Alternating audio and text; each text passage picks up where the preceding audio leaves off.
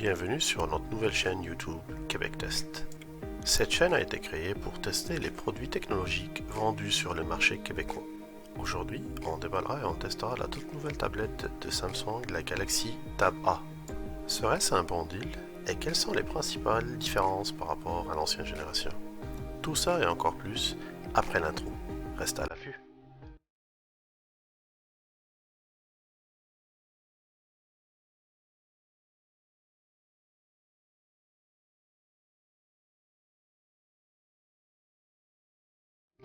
Nous avons reçu aujourd'hui la toute dernière tablette entrée de gamme de Samsung, mise en marché fin 2019. Beaucoup d'améliorations matérielles et logicielles, et surtout un prix de vente très intéressant. Au niveau des caractéristiques, on retrouve un espace de stockage de 32 Go extensible à 512 par l'entremise d'une carte microSD non fournie. Samsung a fait confiance à son processeur quad-core cadencé à 2 GHz pour faire tourner cette nouvelle tablette. 2 Go de RAM sont fort appréciables pour le multitâche. La taille diagonale de l'écran est de 8 pouces avec une résolution de 1280 x 800 pixels et une densité de 189 points par pouce. Deux couleurs sont disponibles, le gris et le noir. C'est d'ailleurs cette dernière version que nous avons aujourd'hui. Allons voir tout ça de près.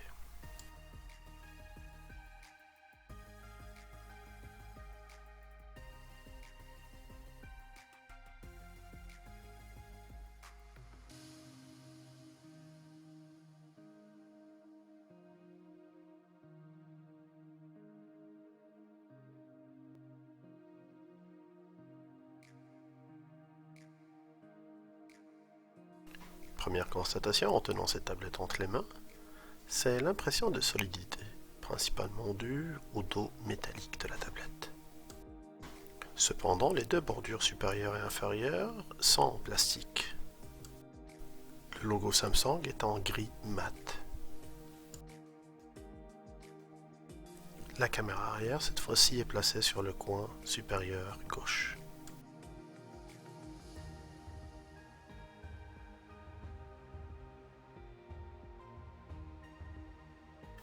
On remarque l'absence de bouton physique d'accueil. Samsung a décidé de le remplacer par un bouton logiciel. Pour le reste du contenu de la boîte,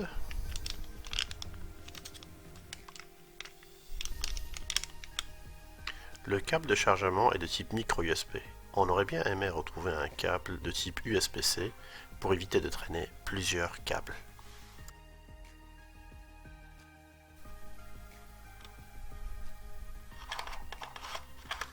Le bloc secteur,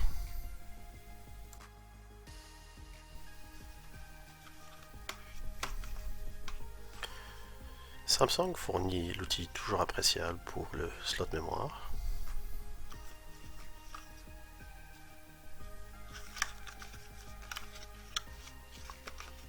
Et bien sûr, à l'intérieur de cette petite boîte en carton, on retrouve la garantie, 1 an de garantie par Samsung. Et bien sûr, on retrouve aussi le guide d'utilisateur bilingue en français puis en anglais.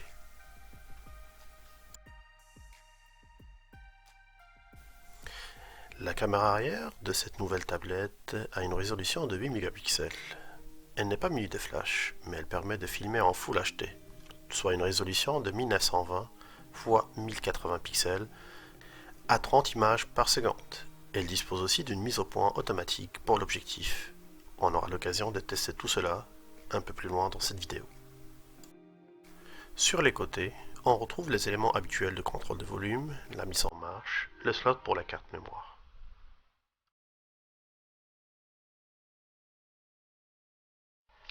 Seul connecteur en haut, c'est la prise jack 3.5. Deux haut-parleurs placés sur le côté bas procurent un son stéréo plus que correct.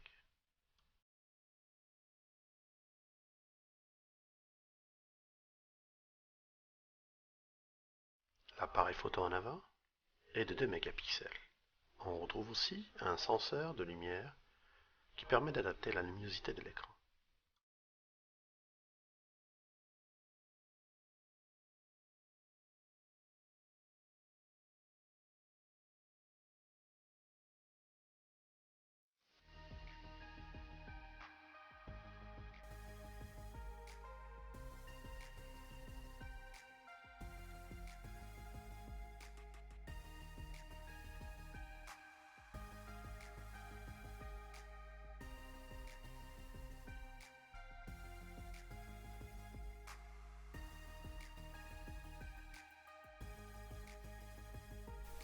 Cette nouvelle tablette embarque la nouvelle version Android 9.0, plus connue sous le nom Android Pie.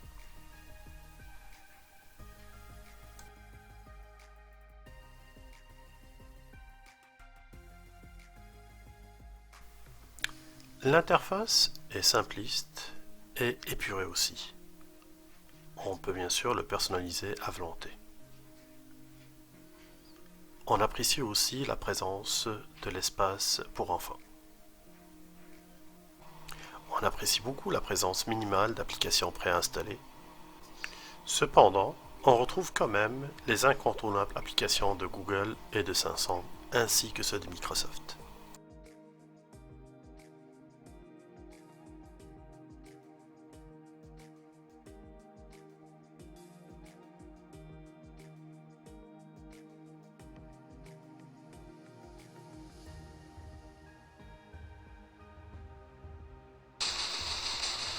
Pour mieux tester la performance de cette tablette, nous avons choisi de passer des tests sur des jeux vidéo. Le premier jeu que nous avons choisi, c'est le jeu Warbots. C'est un jeu de combat en temps réel qui a des performances graphiques pas mal honnêtes. Pour ce type de jeu, la tablette s'en sort pas mal bien. Certes, les textures sont pas si détaillées que ça. Cependant, le jeu reste fluide.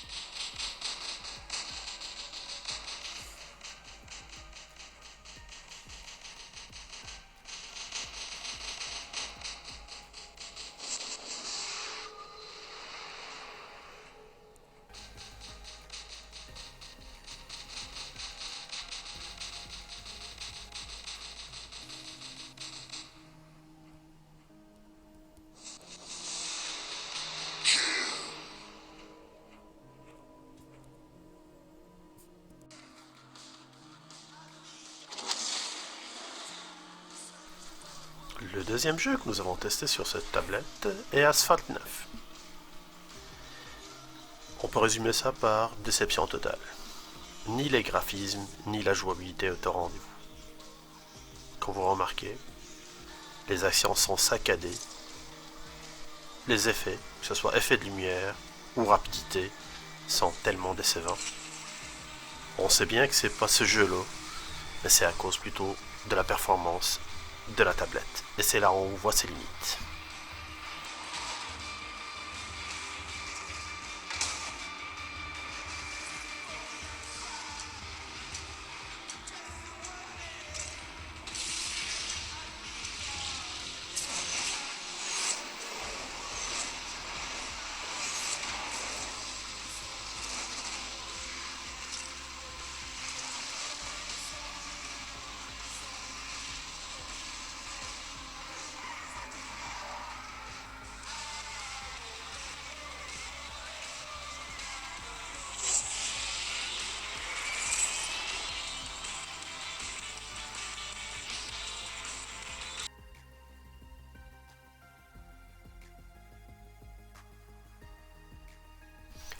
On va comparer cette tablette à l'ancienne version 2015 pour voir c'est quoi les nouveautés. Première constatation, le bouton physique présent sur l'ancienne version, alors qu'il suffit de tapoter 2 fois sur l'écran pour réveiller la nouvelle version. Remarquons aussi que les boutons retour puis le bouton pour aller afficher les applications sont présents sur la bordure inférieure de l'ancienne tablette, alors que maintenant ils sont incorporés sur l'écran. L'absence du logo de Samsung sur la nouvelle version est plus une formalité. Cependant, remarquons que concernant la caméra frontale, la résolution a été maintenue, 2 mégapixels pour les deux, aucune amélioration a été faite. Une amélioration de taille par contre concernant les haut-parleurs. Sur l'ancienne version, on avait les haut-parleurs mono, alors que sur la nouvelle version, on est sur une version stéréo. Le micro est présent en bas aussi. L'emplacement mémoire est présent sur le côté gauche dans la nouvelle version, alors qu'il est plutôt du côté droit sur l'ancienne version. Aucune modification concernant le contrôle de volume. Une des grandes améliorations de la nouvelle tablette reste la caméra. Sur l'ancienne version, on avait 5 mégapixels au niveau de la résolution, alors que sur la nouvelle version par contre, on a passé à 8 mégapixels, puis on a noté une meilleure qualité au niveau du mise au point. Côté matériel, le microprocesseur passe de 1.2 à 2 GHz, la RAM de 1.5 à 2 Go de RAM, et le disque dur de 16 à 32 Go. La résolution de l'écran a été améliorée, elle passe de 1024 x 768 à 1280 x 800. La densité aussi passe de 160 points par pouce à 189 points par pouce. Côté batterie, on note une amélioration de l'autonomie principalement liée au fait que la batterie est maintenant de 5100 mAh au lieu de 4200. Au niveau du poids, c'est sensiblement pareil, avec 313 grammes pour l'ancienne version contre 345.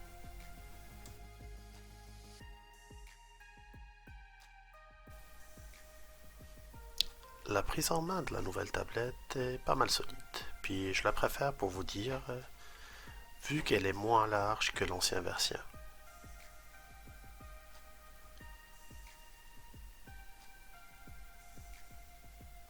Malgré que l'ancienne version paraît plus large que la nouvelle, la taille de l'écran reste pareille. Côté prix, la Tab A se détaille à 200 $.